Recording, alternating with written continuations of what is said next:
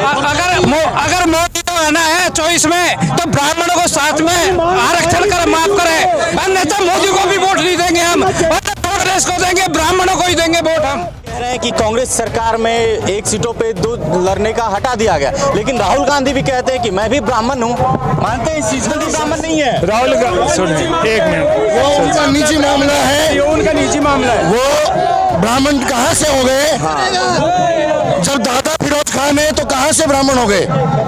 Channel के माध्यम से एक बात और बता देते हैं, कोई भी सरकार है हमारी मांग माननी पड़ेगी। जब ब्राह्मण बोला है सिंहासन बोला है, उसके हिसाब से आरक्षण के कारण हमारी ये हालत है कि हमारी तीसरी पीढ़ी चौथी पीढ़ी माइनॉरिटी की तरफ जाने के और अग्रसर है सर।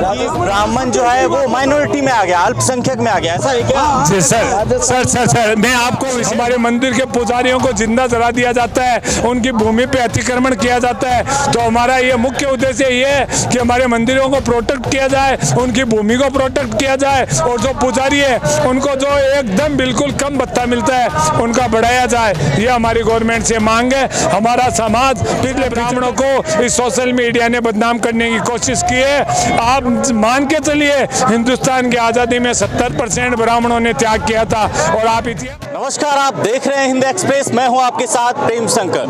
दरअसल हम राजस्थान की राजधानी जयपुर में हैं, और ये जो आप मेरे पीछे देख पा रहे हैं ये ब्राह्मण महापंचायत हो रहा है, जिसमें लगभग 4 से 5 लाख लोग उपस्थित हैं, और मेरे पीछे साथ ये लोग देख रहे हैं ये सारे ब्राह्मण हैं। आइए हम इनसे बातचीत करते हैं। सर, क्या नाम है सर आपका? जी, राजकुमार गौड़ नाम है मेरा। कितने लाख लोग आए हैं? यह नियर अबाउट 4 से 5 लाख की संख्या है सर। 4 से 5 लाख लोग आए हैं? बिल्कुल 4 से 5 लाख लोग। ब्राह्मण महापंचायत का उद्देश्य क्या है? ब्राह्मण महापंचायत का उद्देश्य, हम पूरे हिंदुस्तान में सबका भला चाहते हैं, लेकिन हमेशा हमारी पिछले 75 सालों से हम लोग त्याग करते आए हैं। हमारे कुछ उद्देश्य हैं, हमारे जो मंदिरों की प्रोटेक्शन कमेटी है उसको सही किया जाए, और जो गुणसठ सीटें रिजर्वेशन के लिए तय की गई है उनके अंदर 1961 से पहले जो प्रावधान था कि 1 सीट पे 2 चुनाव लड़ सकते हैं, वो हमारा मोटो रहेगा आने वाले टाइम के अंदर, कि उन 59 आरक्षित सीटों को राजस्थान में हर आदमी चुनाव लड़ सके, क्योंकि कॉन्स्टिट्यूशन में चुनाव लड़ने का अधिकार सबको है। और 1961 से पहले 1 सीट पे 2 चुनाव होते थे, लेकिन इन्होंने कांग्रेस पार्टी ने एक कॉन्स्टिट्यूशन में बदलाव करके 1961 में 59 सीटों को आरक्षित कर दिया, और उन 59 सीटों पे आज तक हम लोग ये चुनाव लड़ने से वंचित रहे। ये हमारा हमें आगे वाला मोटो रहेगा। हमारे मंदिर के पुजारियों को जिंदा जला दिया जाता है, उनकी भूमि पे अतिक्रमण किया जाता है।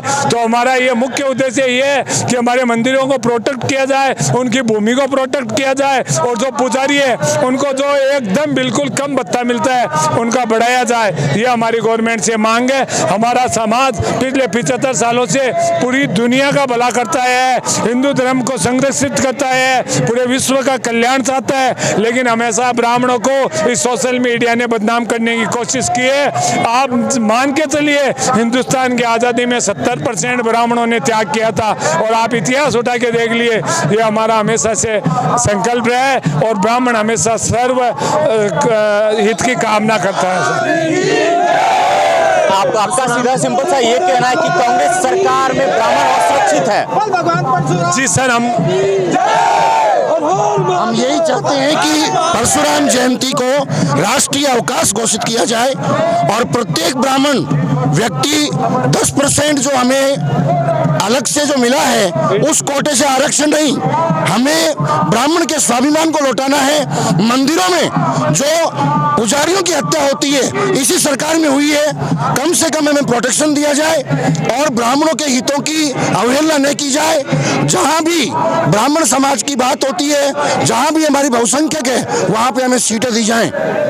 आप कह रहे हैं कि कांग्रेस सरकार में 1 सीटों पे 2 लड़ने का हटा दिया गया, लेकिन राहुल गांधी भी कहते हैं कि मैं भी ब्राह्मण हूँ। मानते हैं इस चीज को? सर वो ब्राह्मण नहीं है। राहुल गांधी ब्राह्मण नहीं है।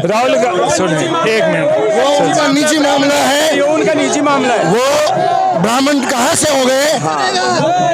जब दादा फिरोज खान है तो कहाँ से ब्राह्मण हो गए? क्या कह रहे हैं? राहुल गांधी फ्रॉड है। राहुल गांधी फ्रॉड है। में टीका लगाने से कुछ नहीं होता है। आज जनेऊ धारण आप अपनी सुबह से जो देश के लिए देश के असली ब्राह्मण वही है जो ब्राह्मणों के लिए लड़ता है। ब्राह्मण कहने से नहीं, ब्राह्मण के लिए लड़ता है और समाज का कल्याण चाहता है। करेगा वही देश पर राज करेगा। जो ब्राह्मण हितों की बात करेगा वही देश पर राज करेगा। कौन करता है ब्राह्मण हितों की बात?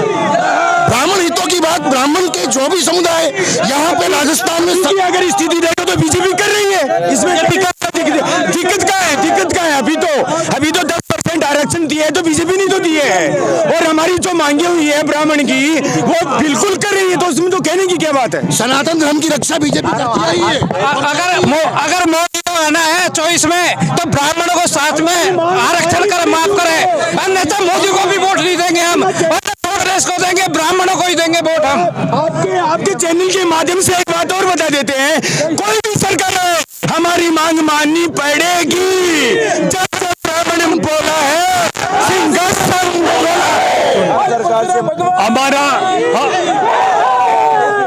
हमारा अगला उद्देश्य ये है कि 141 सीटें जो हमारे को चुनाव लड़ने का अधिकार दिया गया है उसमें कांग्रेस 70 देगी और बीजेपी भी 70 देगी हमारे को। उसके अलावा जो 59 सीटों में हम अधिकार मांग रहे हैं जिन पे आरक्षित सीटें की गई है, 1961 के बाद में उसको बंद कर दिया गया था कि 2 आदमी एक सीट से चुनाव लड़ सकते हैं। कॉन्स्टिट्यूशन में चेंज करके उसको बदलाव किया गया था। हमारी मांग है कि उन 59 सीटों पे पुनः चुनाव करने की हमारे को अनुमति मिले। सर जब देश आजाद हुआ था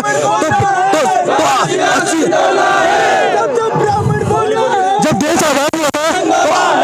देश आजाद हुआ था तो 80 एमएलए ब्राह्मण थे और आज 17 एमएलए ब्राह्मण है।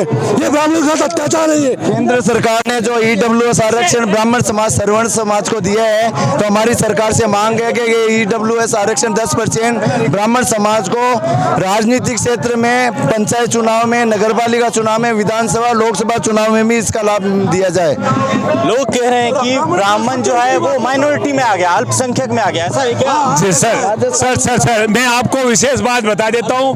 पिछले 75 सालों में जो कंप्लीट देश के लिए त्याग किए है, सनातन धर्म के लिए त्याग किए है, वो केवल और केवल ब्राह्मणों ने किए। हमारी 75 साल में 3 पीढ़ियां खप गई है। तो